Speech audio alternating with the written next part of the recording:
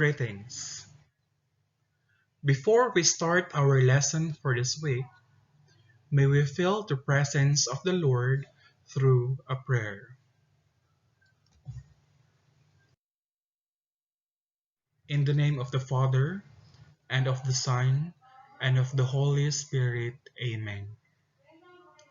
Lord our God, O great and almighty one, whose Spirit fills heaven and earth, we thank you that you are our Father, and that in you we have refuge wherever we must go as we serve you on earth. We thank you that your life can be revealed in us and can flow through us so that the world may be blessed by you, our loving and caring Father. Protect us and strengthen us in times of trouble and sorrow. When we travel on new paths, give us your Spirit to show us the way, that everything may lead to the good and to your honor. Father, through your Spirit, unite us in the unshakable hope that your will shall at last be done on earth as it is in heaven. Grant that we may rejoice in the certainty that whatever happens, our paths are made level and firm by your love and your faithfulness. In the name of the Father, and of the Son, and of the Holy Spirit. Amen.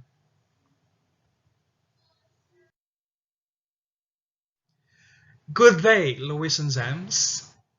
Welcome back to the third week of our online learning in 21st century literature from the Philippines and the world.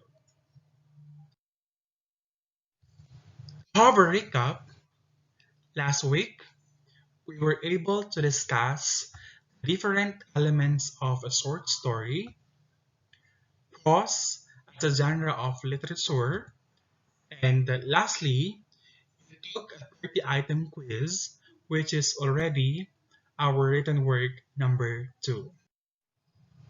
This week, we are going to delve into poetry as a genre of literature.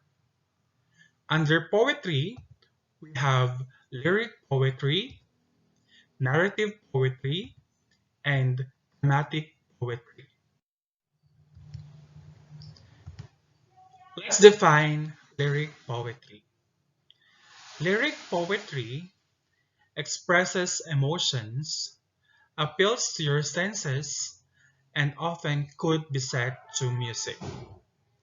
Lyric poetry is a verse or poem that is, or supposedly is, susceptible of being sung to the accompaniment of a musical instrument, or that expresses intense personal emotion in a manner suggestive of a song. Lyric poetry expresses the thoughts and feelings of the poet and is sometimes contrasted with narrative poetry and verse drama, which relate events in the form of a story. Imagine you are driving along in your car when your favorite song comes on the radio. If you are like most people, you will immediately start singing along without even realizing it. Did you know that when this happens, you are actually singing poetry?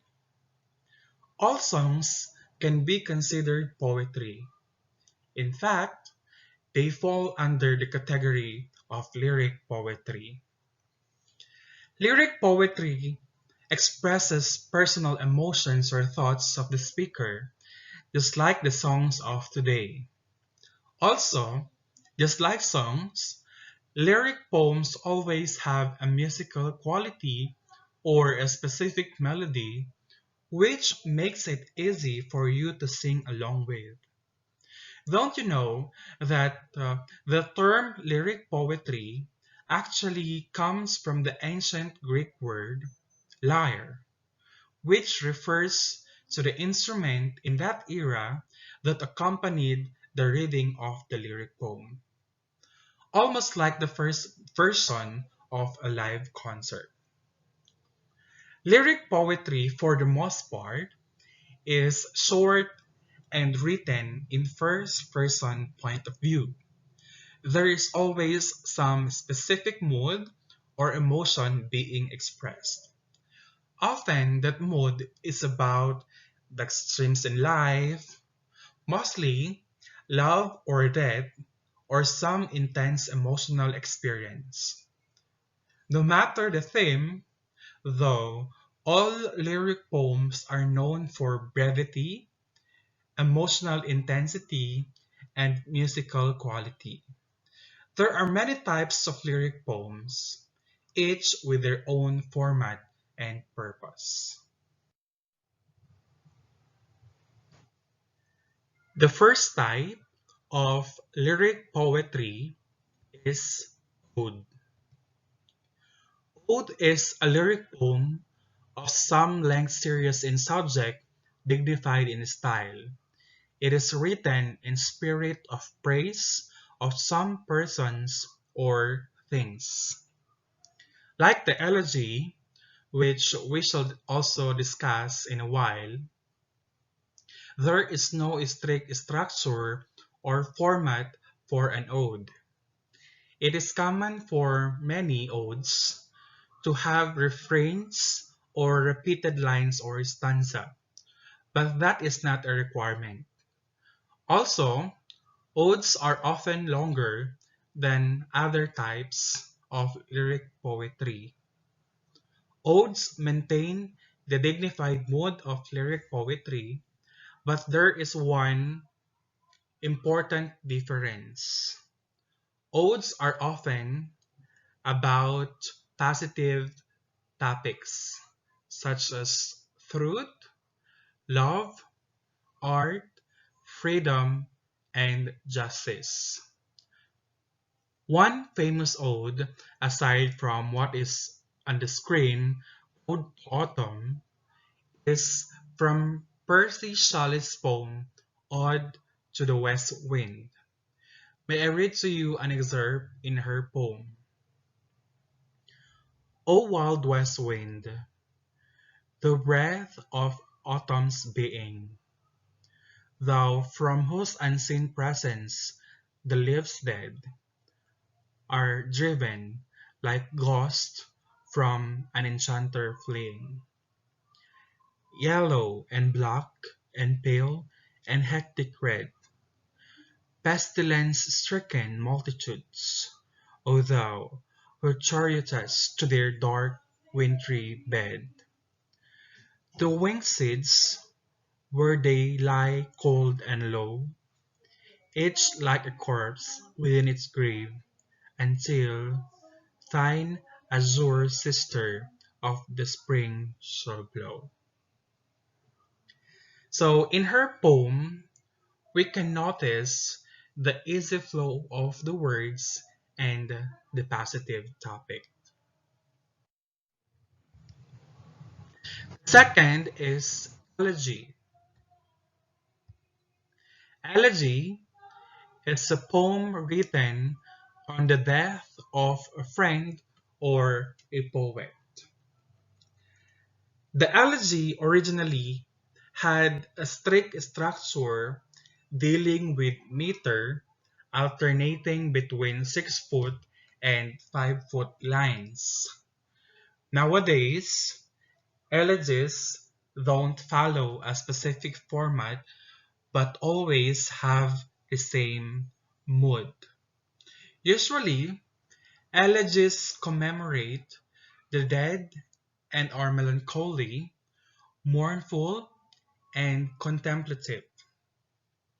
The structure may no longer exist, but this darker theme is always apparent in elegies.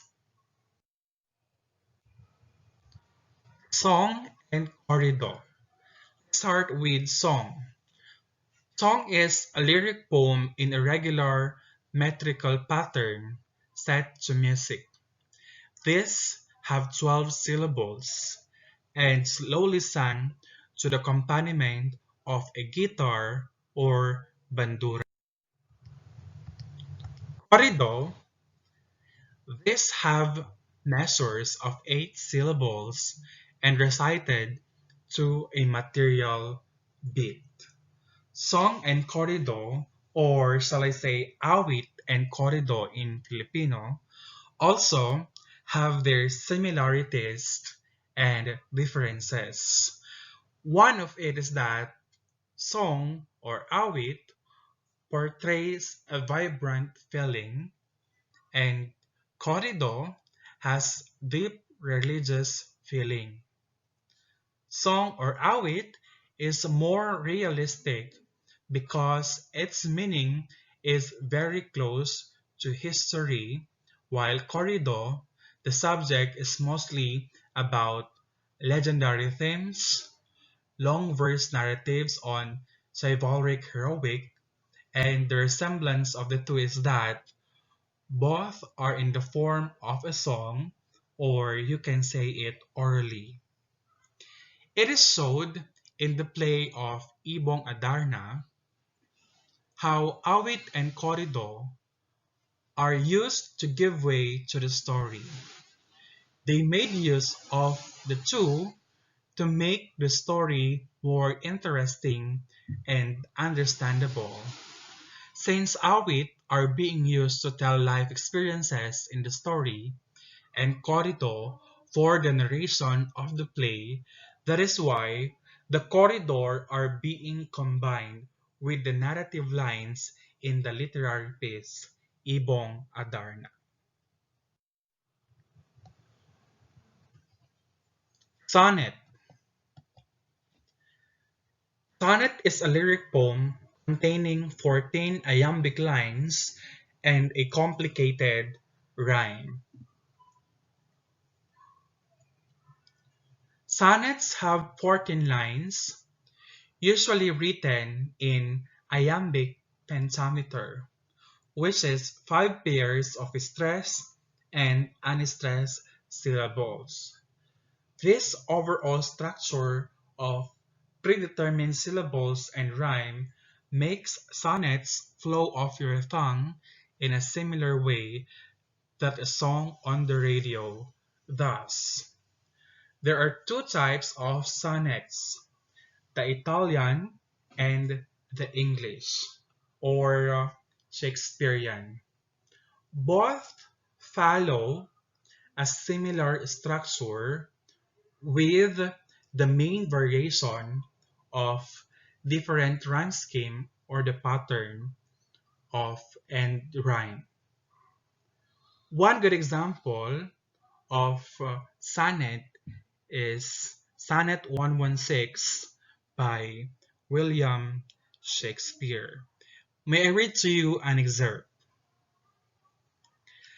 Let me not to the marriage of true minds admit impediments.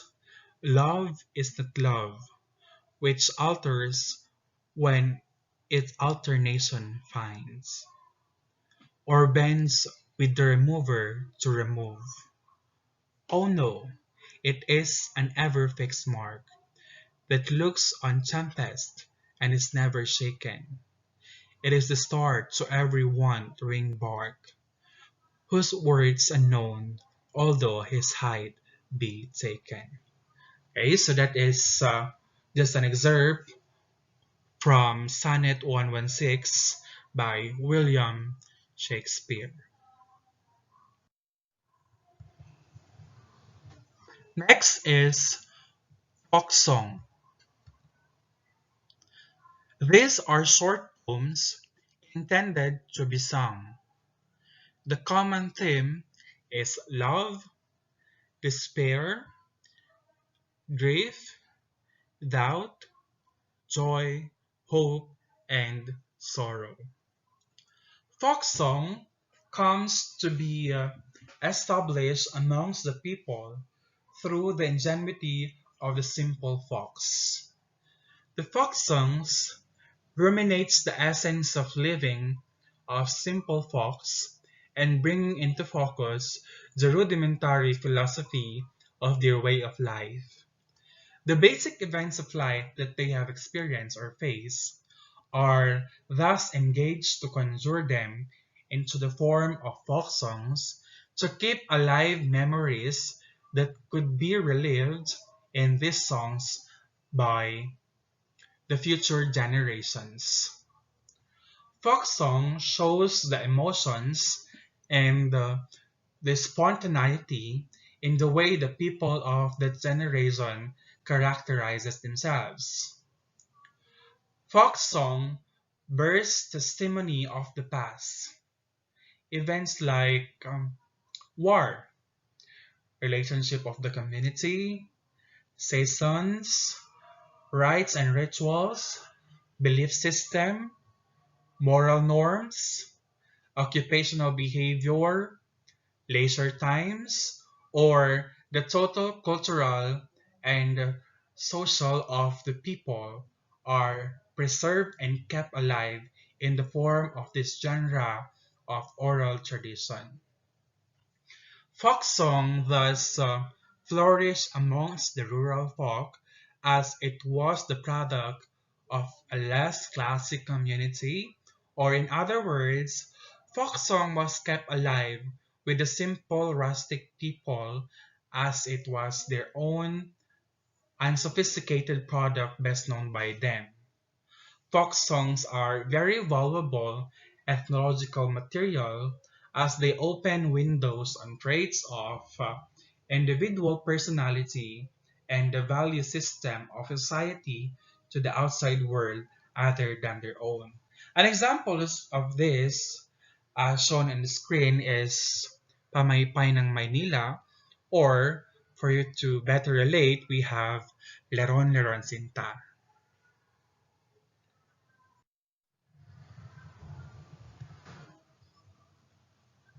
Songs. This is a song praising God or the Virgin Mary and containing a philosophy of life.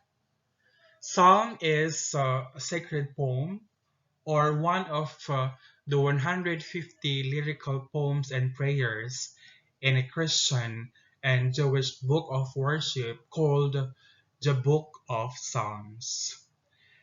A lyrical poem found in the King James Holy Bible is an example of a psalm.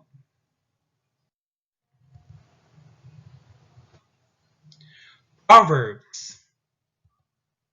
These are concise statements that teach ideas on morality and tradition.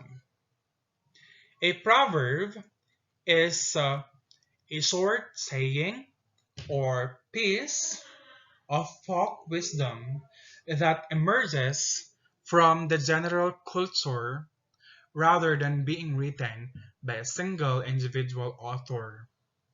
Proverbs often use metaphors or creative imagery to express a broader truth.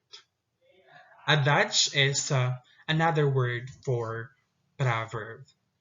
Okay, so just like what is on the screen, only a fool tests the depth of a river with both feet. Okay, that is from an African proverb. Another example would be, okay, this is very famous. Actions speak louder than words. Okay, so what do you mean by that? Okay, so what do you do is more important than what you say. Okay, so for example, you say, don't just tell me you are going to change. Do it. Okay, because actions speak louder than words. Okay, so we are done with lyric poetry. This time, we have narrative poetry. Narrative poetry is a poem that tells a story and has the elements of a story. Often, narrative poems have a rhyme scheme. Poems help you to express your thoughts, feelings, and actions, isn't it? So, narrative poems are a special type of poem that tells a story. If you have ever heard a poem that tells a story, then you are listening to a narrative poem. One of the oldest poetic formats, narrative poems can be identified through various elements. They will include at least one character, a plot with a beginning, middle, and end, and sometimes a conflict and resolution. Older forms of narrative poems are also written in a specific meter, like iambic meters, which adds rhythm and beat to the poem. Narrative poetry tells stories through verse. Like a novel or a short story, a narrative poem has plot, characters, and setting. Using a range of poetic techniques such as rhyme and meter, narrative poetry presents a series of events, often including action and dialogue. In most cases, narrative poems have only one speaker, and that is called the narrator, who relates the entire story from the beginning up to the end. For example, Edgar Allan Poe's The Raven is narrated by a grieving man who, over the course of 18 stanzas, describes his mysterious confrontation with a raven and his descent into despair.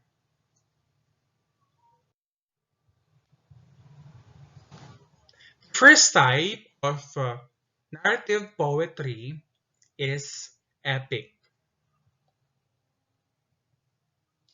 Epic is a long narrative poem about a hero concerning the beginning, the continuance, and the end of event of great significance.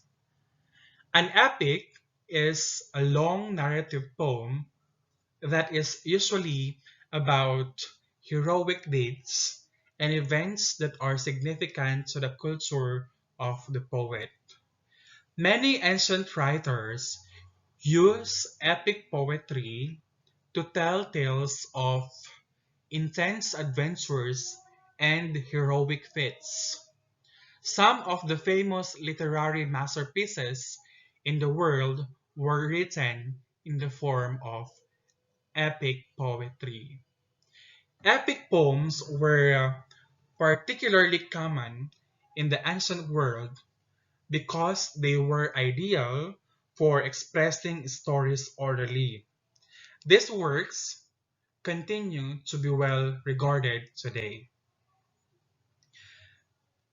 A famous example of epic is an Ilocano epic entitled Ang Biyag ni Lamang or the Epic of Biyag ni Lamang. This epic portrays the qualities and several characteristics of Filipinos. The fact that the traits, attitudes, and values being shown in this phenomenal epic are all reflections of our ancestors, especially the Ilocanos, who were the source of this fictitious piece during the pre-Spanish period. It depicts unwavering bravery, justice, love, romance, relationship, journey, and even friendship. The vastness and heroism in the story are filled with idealistic imagination and fantasy. The Iliad is another example of an epic poem. The Iliad and its companion work, the Odyssey, were probably based on real-life events that occurred in the ancient Greece. Homer, a Greek writer, is usually credited with writing both epic poems. Metrical romance. Metrical romance is a narrative poem that tells a story of an adventure, love, and chivalry. The typical hero is a knight on a quest. Metrical romance is a kind of poetry dealing with the emotions or pace of life, and the story is told in a simple, straightforward, and realistic manner. It has a happy ending whether love is involved or not. Some of the finest examples among metrical romance are 1. Paradise Lost by John Milton. 2. The Rime of the Ancient Mariner by Samuel Coleridge. And The Emigrants by Charlotte Turner Smith. Metrical Tale. Metrical tale is a narrative poem consisting usually of a single series of connected events that are simple idyls or home tales, love tales, tales of the supernatural, or tales written for a strong moral purpose in verse poem. Metrical tale is a type of poem which follows a narrative format featuring characters, a plot, setting, and a theme. This kind of compositions conveys practical, apparent, and straightforward storylines of either real or fictional event. The topics vary from romance, the quest for adventure, love, and various phases of life. Metrical tales rarely conform to rhythm, although they feature a systematic combination of words in the form of verses. Additionally, metrical tales often vary in length. They can either be a brief story or span to the expanse of a novel and anything in between. A metrical tale typically comprises of a series of connected events which usually end up with a happy ending, especially in romance themes, where tales are told of brave knights facing hardships and trials in their quest for adventure. A romantic end would often suffice as a reward for their valiant accomplishments. Okay, so as you can see on the screen, we have the Canterbury Tales by Geoffrey Chaucer.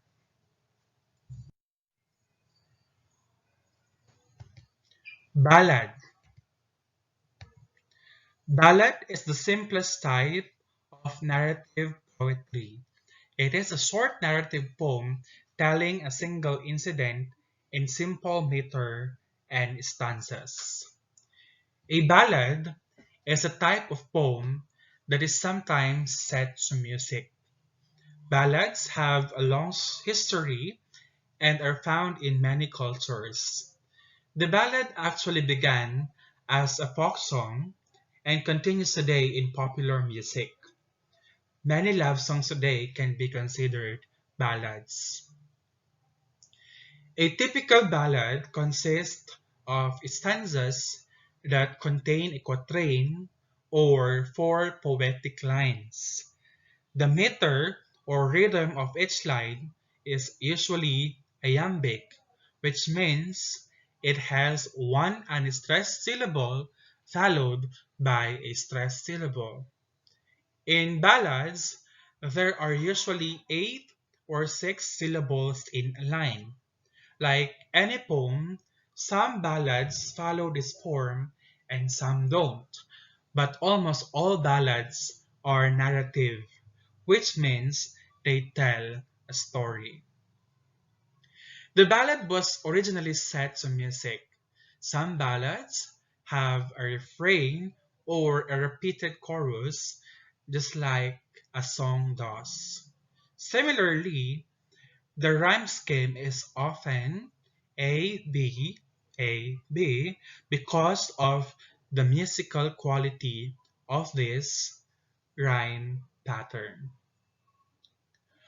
While ballads have always been popular, it was during the Romantic movement of poetry in the late 18th century that the ballad had a resurgence and became a popular form. Many famous Romantic poets, like William Wordsworth, wrote in the form ballad.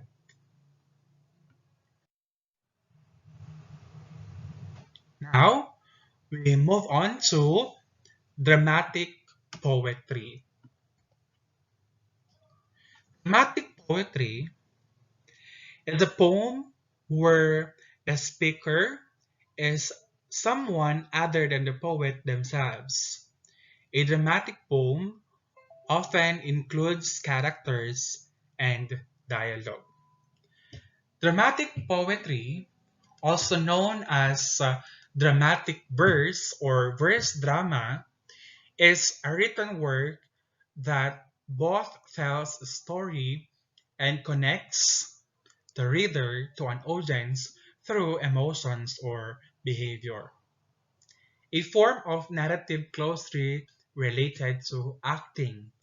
It is usually performed physically and can be either spoken or sung. Normally, it uses a set rhyming or meter pattern, setting it apart from prose. It has evolved since its start in ancient Greece, but it still survives today, especially in opera librettos. A lack of strict guidelines makes it somewhat debatable what exactly counts a dramatic poem, but in general, the four main accepted forms include soliloquy, dramatic monologue, character, sketch, and dialogue. This type of poetry uses the speech and actions of at least one person to depict a scene or plot. It is different than plain narrative because the focus is usually on how that individual emotionally or physically controls or responds to what is going on. It is more than a simple explanation of fact. Often, it is from the character's point of view, giving the audience an idea of his personality, morals, history, and dreams. Okay, so the first type of dramatic poetry is dramatic monologue. It represents the speech of a single character who addresses one or more persons who are present and who are listening to the speaker but remain silent. A dramatic monologue is very similar to a soliloquy in that it reveals something about the speaking character. The main difference is that here, the actor is talking to someone else in the play, not just himself. This second person does not say anything, but their presence often makes the speech a little bit more believable.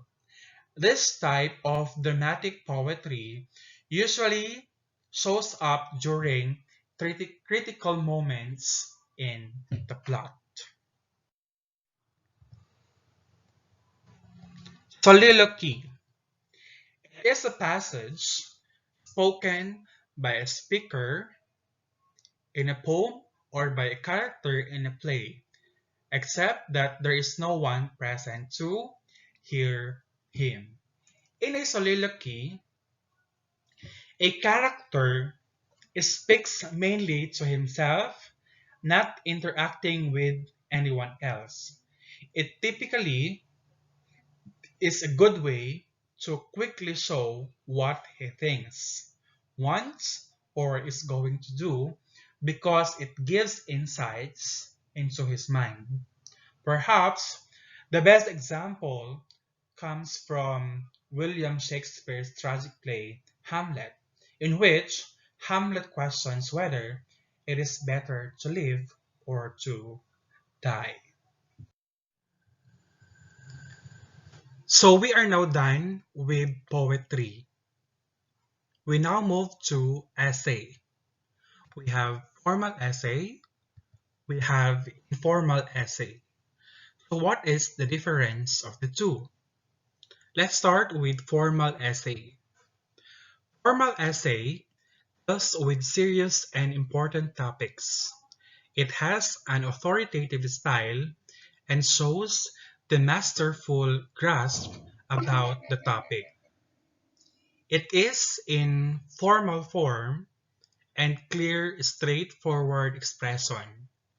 Its main purpose is to teach and instruct. Formal essay, on the other side, covers the light, ordinary, even common subjects through a casual, conversational, friendly, often humorous, but equally insightful as the formal essay.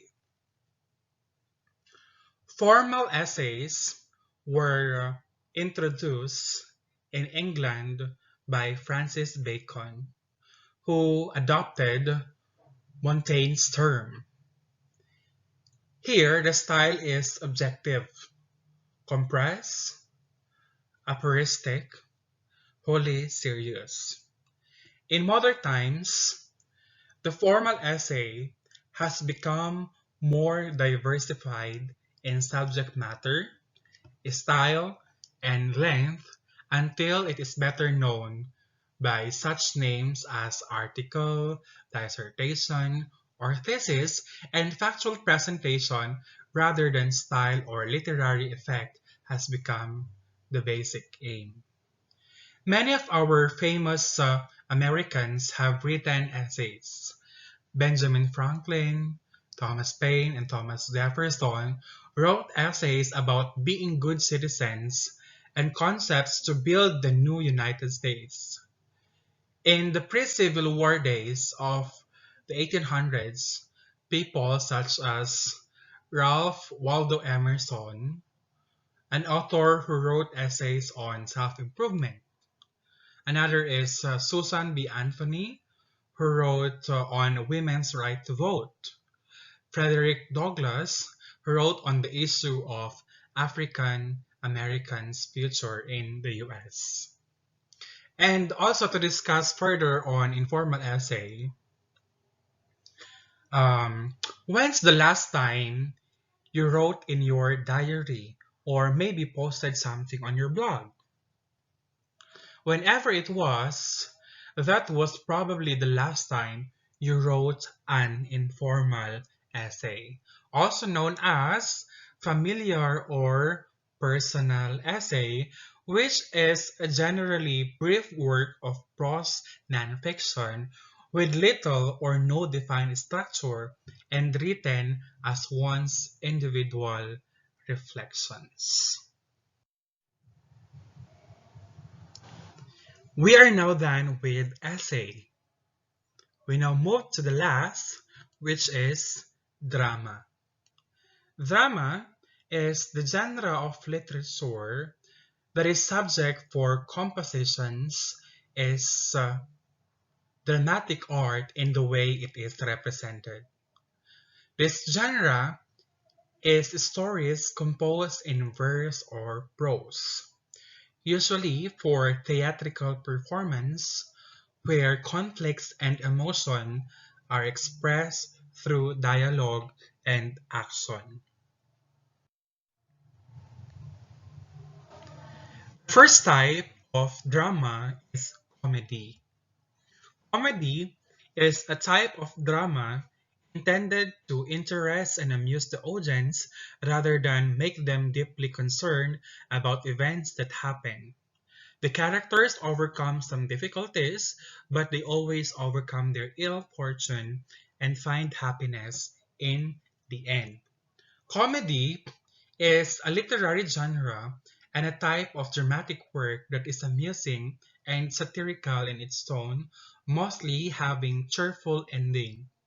The motive of this dramatic work is triumph over unpleasant circumstance by which to create comic effects, resulting in happy or successful conclusion. An example is A Midsummer Night's Dream by William Shakespeare. William Shakespeare play A Midsummer Night's Dream is a good example of a romantic comedy, presenting young lovers falling comically in and out of love for a brief period. Their real-world problems get resolved magically, enemies reconcile, and true lovers unite in the end. Another example I can give is the work of Ben Jonson, which is entitled Every Man in His Humor. In his play Every Man in His Humor, Ben Jonson brings a comedy of humors, an overpowering suspicion of and obsession with his wife that she might be unfaithful to him, controls tightly. Then a country girl determines every decision of George Van Wright in order to understand the manners of the city gallant. Noel, worried for moral development of his son, tries to spy on him.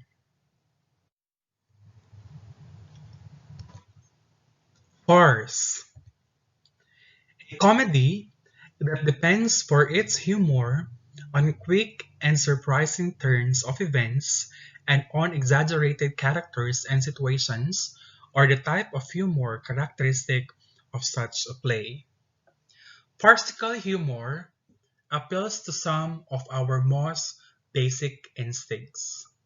People falling down, absurd, outlandish situations. All these things make us laugh for reasons that are somewhat mysterious and yet somehow universal. Everyone can recognize the comedy of a farce. Farces are also popular because they develop in a way that seems more or less realistic, despite the fact that the results are highly improbable. That is, the characters make decisions that seem to make some sense given the circumstances, but at every turn things get more and more ridiculous. This slow build-up makes a farce seem somehow believable, in spite of the fact that the plot lines are also improbable and absurd. This, in the end, is the very simple purpose of farce. Take note of this.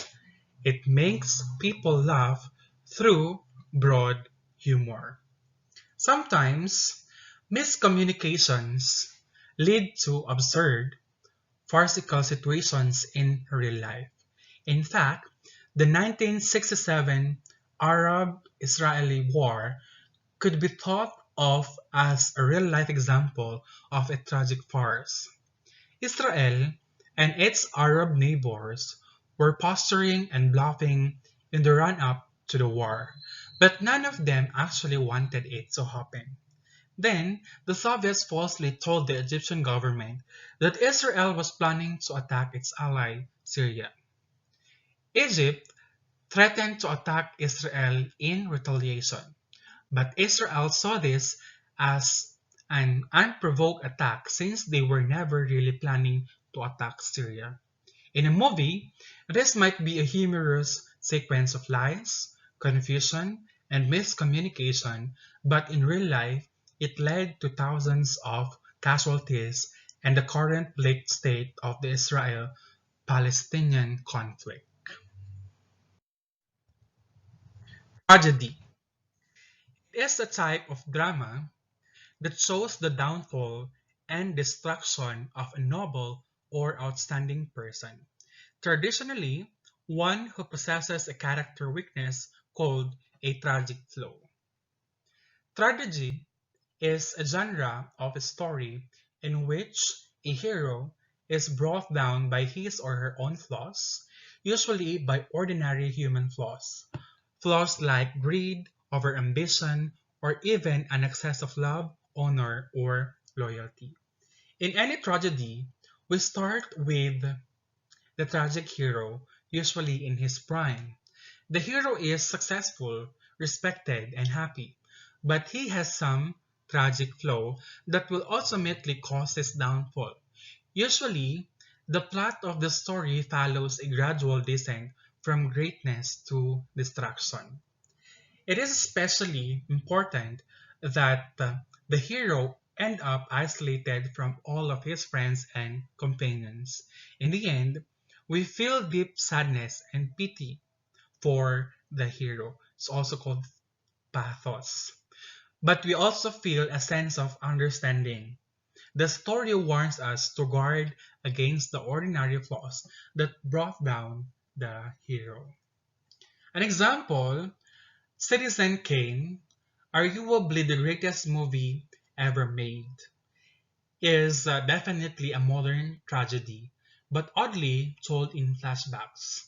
The tragic hero dies at the very beginning of the story rather than at the end, and the rest of the movie is all about trying to piece together the complex life that led to his tragic downfall.